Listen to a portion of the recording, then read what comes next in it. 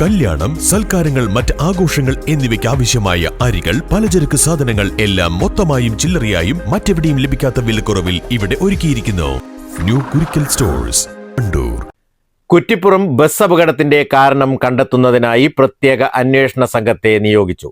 DCRB DYSP Sunil പുളിക്കലിന്റെ നേതൃത്വത്തിലുള്ള സംഘമാണ് അന്വേഷണം നടത്തുക. അപകടത്തിൽ പരിക്കേറ്റ ഡ്രൈവറുടെ മൊഴി ഇതുവരെ രേഖപ്പെടുത്താൻ കഴിഞ്ഞിട്ടില്ല. നാറ്റ്പാക് പ്രതിനിധിയും മോട്ടോർ വാഹന വകുപ്പ് ഉദ്യോഗസ്ഥരും അന്വേഷണ സംഘത്തിൽ ഉൾപ്പെട്ടിട്ടുണ്ട്. എൻഫോഴ്സ്മെന്റ് RTO TP യൂസഫ് സ്ഥലത്തെത്തി പ്രാഥമിക പരിശോധന നടത്തി. ഡ്രൈവറുടെ അശ്രദ്ധയാണോ, ബസിന്റെ സാങ്കേതിക തകരാറാണോ, റോഡിന്റെ അവസ്ഥയാണോ അപകടത്തിന് കാരണമായതെന്ന് വിശദമായി പരിശോധിക്കുമെന്ന് അധികൃതർ അറിയിച്ചു. ഈ അപകടവുമായി ബന്ധപ്പെട്ട് നിലവിൽ പരിശോധന നടത്തിയിട്ടുണ്ട്. ഹ്യൂമൻ എറർ കൊണ്ടാണോ അതോ മെക്കാനിക്കൽ ഡിഫക്റ്റ് കൊണ്ടാണോ ഈ അപകടം സംഭവിച്ചത്, അതുകൂടാതെ പുറത്തുനിന്നുള്ള ഏതെങ്കിലും പ്രശ്നങ്ങൾ കൊണ്ടാണോ, റോഡിന്റെ ഡിഫക്റ്റ് ഉണ്ടോ എന്നുള്ള കാര്യങ്ങളൊക്കെയാണ് നമ്മൾ പരിശോധിക്കുന്നത്. പരിശോധന നടത്തിയിട്ടുള്ളൂ, പല ഭാഗങ്ങളായിട്ടാണ് നടത്തുന്നത്. അതിന്റെ റിപ്പോർട്ട് ക്രോഡീകരിച്ചതിന് ശേഷമേ കൃത്യമായിട്ടുള്ള ഒരു കൺക്ലൂഷനിലെത്താൻ പറ്റുള്ളൂ. അത് പോസ്റ്റ് ക്രാഷ് അനാലൈസിസ് നടക്കുന്നുണ്ട്.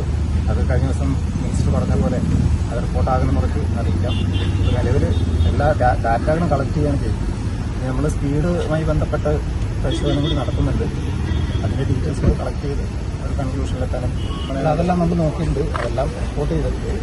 കൃത്യമായിട്ടുള്ള ഒരു എല്ലാ ഒന്നിച്ച് റിപ്പോർട്ട് ചെയ്യാം. പ്രാഥമികമായിട്ട് ഈ ടയറുകളിൽ അത്ര പ്രശ്നം കാണുന്നില്ല. കാരണം ഒരു ടയർ മാത്രമാണ് കാണാത്ത, ബാക്കിയില്ലാത്തതും ടയർ ത്രെഡ് ഉണ്ട്.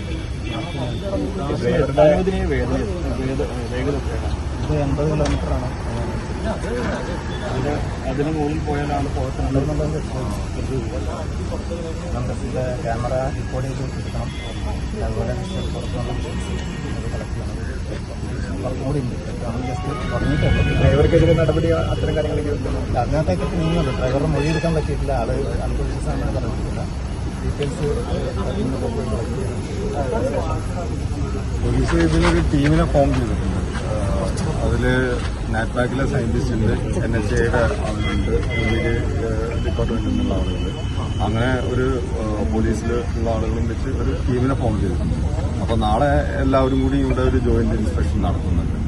അതിനുശേഷം ഇതിന്റെ ടെക്നിക്കലായിട്ടുള്ള എന്തെങ്കിലും ഡിഫക്റ്റ് ഉണ്ടോ എന്നുള്ള പരിശോധിച്ചിട്ട് ബാക്കി ചെയ്യും. നാളെ ഉച്ചയ്ക്കാണ് ഉദ്ദേശിക്കുന്നത്. അപകടവുമായി ബന്ധപ്പെട്ട എല്ലാ വസ്തുതകളും പരിശോധിച്ച ശേഷം സമഗ്ര റിപ്പോർട്ട് സമർപ്പിക്കുമെന്നും അന്വേഷണ സംഘം അറിയിച്ചു. News bureau, Malappuram. തലമുറകൾ സാക്ഷ്യം വഹിച്ച വിശ്വസ്ത പാരമ്പര്യവുമായി PAK gold and diamonds. Most trusted gold, PAK gold and diamonds.